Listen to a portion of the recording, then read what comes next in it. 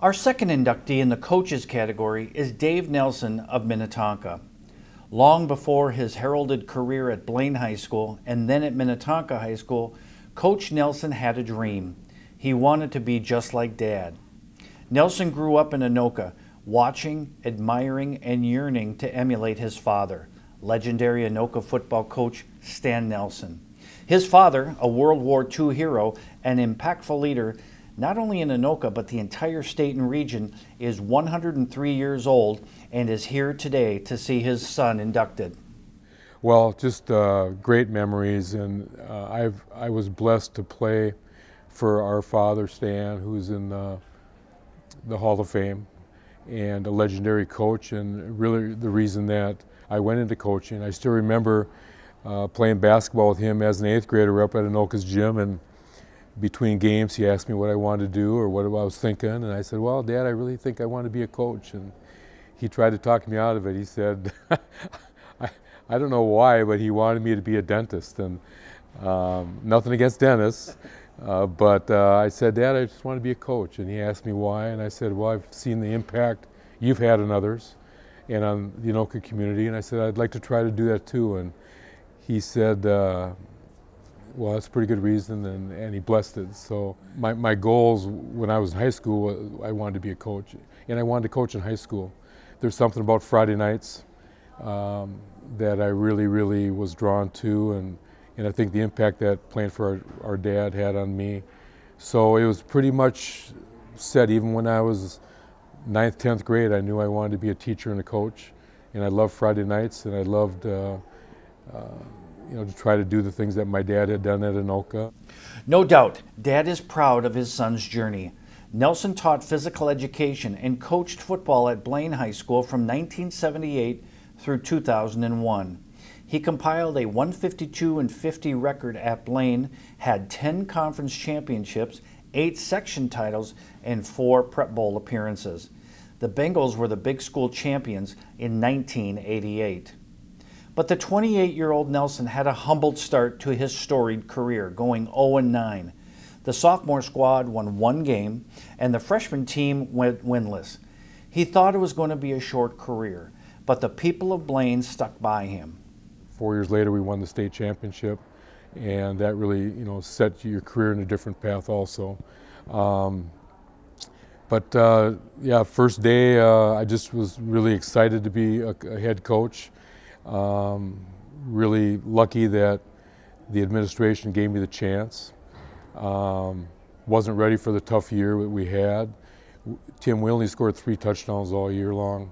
We got shut out 6 times. It was really a tough deal.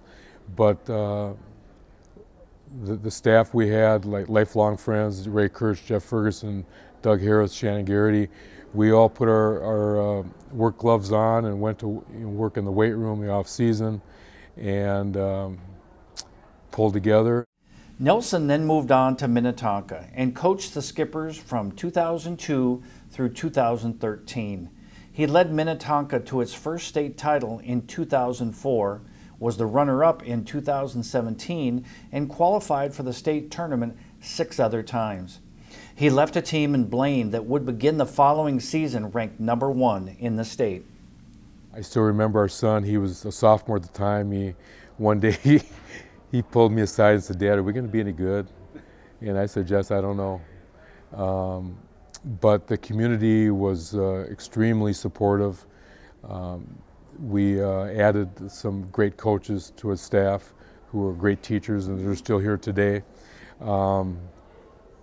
We had a decent first year, and second year we were 8-3, and third year we won the title, which was really an unbelievable story. And our son got to be the quarterback, so it's almost like you're in a movie. Like, is this really happening? And just really proud of that. I think, it's the only time it's ever happened where a 6A coach or large school coach has won state titles at 2 different places. So obviously blessed to be in great communities, blessed to have great players and great staffs. Another Hall of Fame trait for Nelson is giving back to the game through leadership and outreach. Nelson and his wife Maureen have 11 grandchildren. One of them, Riggins, had a rare genetic disorder. Riggins was a blessing and inspiration to the Nelson family to start a camp for children with disabilities in the Minnetonka School District. We ran a camp for 2 years and had 50 to 60 disabled athletes at it, and the joy that we would see from these kids was just so fulfilling. And the other thing that happened that I didn't really anticipate was that our players who worked it, the benefits that they got by working with these kids. And we lost Riggins to heaven when he was 8 years old in November of 2019. But the blessings that he gave us all really evident in our family. And he was really the motivation behind the camp, and it turned out to be one of the coolest things that I was ever involved in. Nelson is also an advocate for the Tackle Cancer Initiative. And right across the street here, there's a condo that needed all the rock shoveled from this condominium townhouse complex, and they were going to give us $5,000 to do it. So we got a bunch of dads and players together, and we worked for 3 days, and we called it Let's Rock Cancer. And I still have a picture of Randy accepting the $5,000 check with all of our players and dads. Longtime assistant coach and close friend Ray Kirch says the outreach extended by Dave and Maureen is heartfelt, as they have a long history of opening their home to students and kids that are encountering difficulties, be it with grades or behavior. In a nutshell, that describes Dave and his good wife Maureen and how compassionate they are for young people, and has been young men over the years with the football programs, and the impact he's had on those young men has been infinitely more influential and impactful than anything he's done with them or others between the sidelines. My wife, Maureen, she didn't miss a game in 42 years.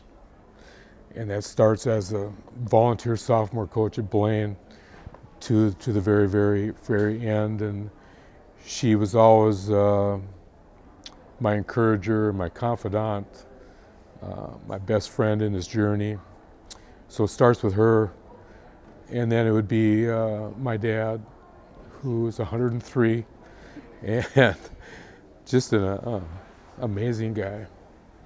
How lucky I was to have such great players, just hard-working kids who wanted to play the game. And then the two communities, Blaine and Minnetonka, are really special places. So to be